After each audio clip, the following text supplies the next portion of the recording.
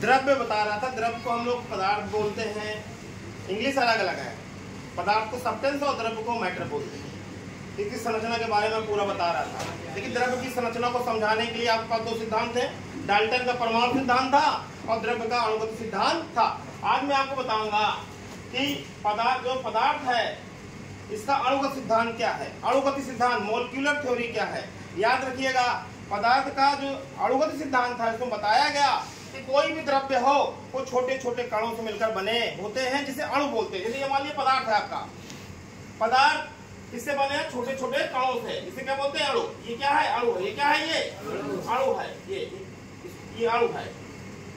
इसको इंग्लिश में मॉलिक्यूल बोलते हैं। क्या बोलते हैं? मॉलिक्यूल बोलते हैं। बताइए, कोई भी पदार्थ हो, पदार्थ का अणुगत सिद्धांत मॉलिक्यूलर थ्योरी यही समझाता है कि पदार्थ या द्रव्य छोटे छोटे कणों से मिलकर बना होता है जिसे अणु कहते हैं। चाहे पदार्थ की कोई भी अवस्था हो, आप जानते हैं पदार्थ की 3 अवस्था होती है, सॉलिड, लिक्विड और गैस होती है। कोई भी अवस्था हो अणु से मिलकर बने होंगे बस। वो अलग बात है कि अणुओं की व्यवस्था अलग अलग होती है। जैसे ठोसों में अणु बहुत पास पास होते हैं, द्रव में थोड़ा सा दूर दूर होते हैं, गैसों में बहुत दूर दूर होते हैं। तो याद रखिएगा, पदार्थ का अणु सिद्धांत बहुत महत्वपूर्ण है। और उन्होंने बताया, इस सिद्धांत बताया कि जो अणु है वो परमाणुओं से मिलकर बने होते हैं। और पदार्थ में जो अणु होते हैं इनकी बीच की जो दूरी है नहीं है, पदार्थ में अणुओं के बीच की दूरी को बोलते हैं अंतरा आणविक दूरी,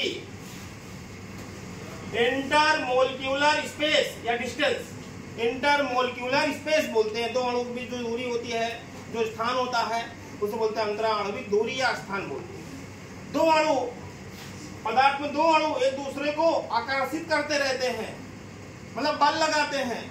तो पदार्थ में दो अणुओं के बीच लगने वाले बल को अंतरा आणविक बल या इंटरमोलिक्यूलर फोर्स कहते हैं। ये जो दोनों बल होते हैं अणुओं के बीच, उसकी प्रकृति जो होती है, नेचर जो होती है, वो आकर्षण की होती है। अर्थात पदार्थों में अणु एक दूसरे को क्या करते हैं? आकर्षित करते हैं। बहुत अच्छा, ठीक है। और पदार्थ 3 अवस्थाएं होती हैं। उसमें जो अणु होते हैं वो गति करते रहते हैं। ठोसों में अपने साम्य स्थिति के इधर उधर गति करते हैं, द्रव में अनियमित रूप से गति करते रहते हैं, गैस में ज्यादा गति करते हैं, ठीक है।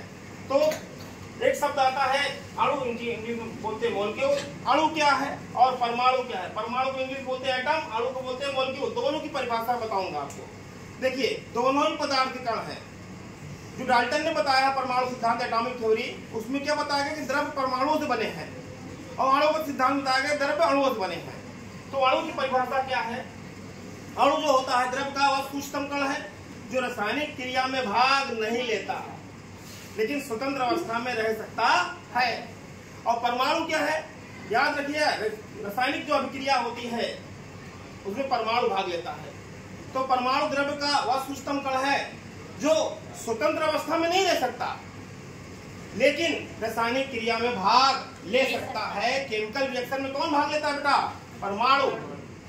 अरे रासायनिक क्रिया जानते हो ना, केमिकल रिएक्शन, जिसमें कोई पदार्थ मिलाने से नया पदार्थ बन जाए तो उसे बोलते हैं रासायनिक अभिक्रिया बोलते हैं, केमिकल रिएक्शन बोलते हैं। मान लीजिए 2 पदार्थ ये, इनको मिलाने से एक नया पदार्थ बन जाए तो उसे बोलते हैं केमिकल रिएक्शन। जैसे यहाँ पे हमने नाइट्रोजन, N2 नाइट्रोजन है, इसमें हाइड्रोजन मिला दिए, नाइट्रोजन के साथ हाइड्रोजन की क्रिया करा दिया तो बन जाता है अमोनिया। क्या बन जाता है? तो अमोनिया नया पदार्थ है नहीं भैया? तो ये नया पदार्थ बना तो ये कौन सी क्रिया हो गई? रासायनिक अभिक्रिया हो गई, केमिकल रिएक्शन हो गया। कोई दिक्कत?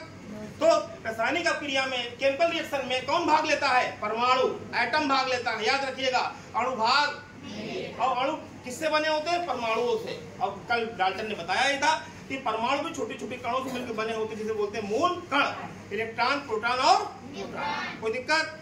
आगे कल मैं तीसरा पार्ट में बताऊंगा एलिमेंट के बारे में, आपसे मत करिएगा, ठीक है।